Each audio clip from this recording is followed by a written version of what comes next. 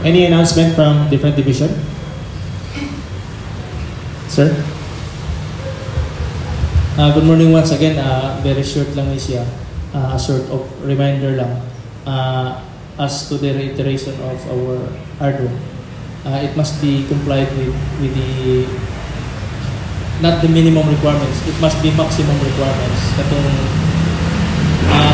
Chief Admin kindly send to me every Friday afternoon the list of names na mo recite it. And per observation, try to give the recitables pangitanaw nga walay tingog, walay sound, only the MC.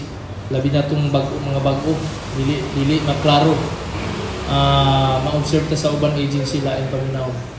Labi na itong sa bagong Pilipinas na recitables. I-ato lang ng isiguro. Now, tomorrow we will be leaving to Miss Ok. The highest mammal per section, because most of the division heads are not present this week. Take charge of your section. Take note that responsibilities lies on your shoulders. Whenever the highest or the higher mammals are absent, that is the very important time that you should do your share. Dapat walang kalat-kalat. Dapat kumpleto ang tao diri. Dapat attended tanan ang clients. In those times, very crucial gina siya. We do not want to happen again what had transpired last year. Yan ang arta kasi matimingan wala yung highest mammals. Now, section chiefs nga naa diri karon or the highest mammal per section, take charge of everything. All clients must be attended well. Dili pwede nga wala. Now, siguro it would be my suggestion that we have to initiate a AOC. Bisan o wala pa nila si RD. Absent magugo itong Friday. Supposedly I will be submitting my recommendation to RD. Absent ko kay lain akong ginhawag itong Friday. So, one lang ni siya. Brotherly advice. We have to do our share. We are part of the solutions to every problems of our agency. We must not be part of the problems. And that is our mandate. Siguruhon na nato, wala si RD, walay lapses nga makita bisan gamay. That is the most nga pinaka-time yun nga inyong ipakita nga we are all responsible enough to do our job in absence of our superiors. Thank you and good day to all of us. Thank you so much, sir, for that information and guidance.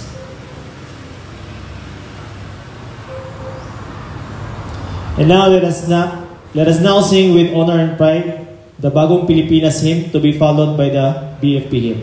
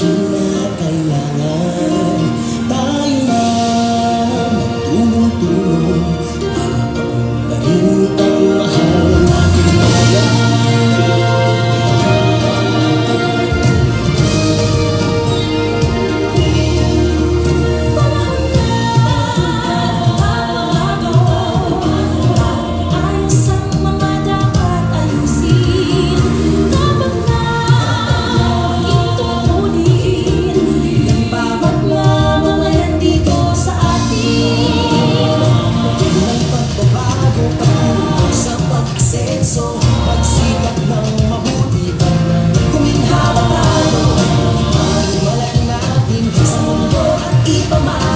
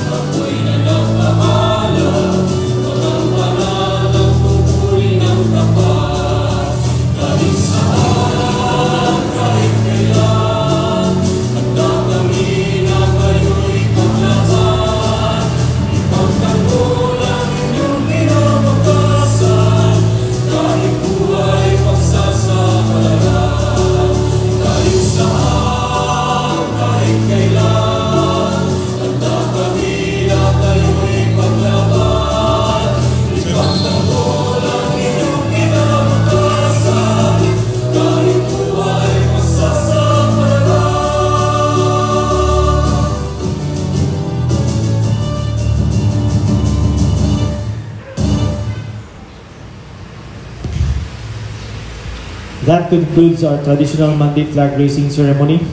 This has been your host, Fire Officer 2 Herwell Rabe. Thank you, and let us have a safe and productive week ahead.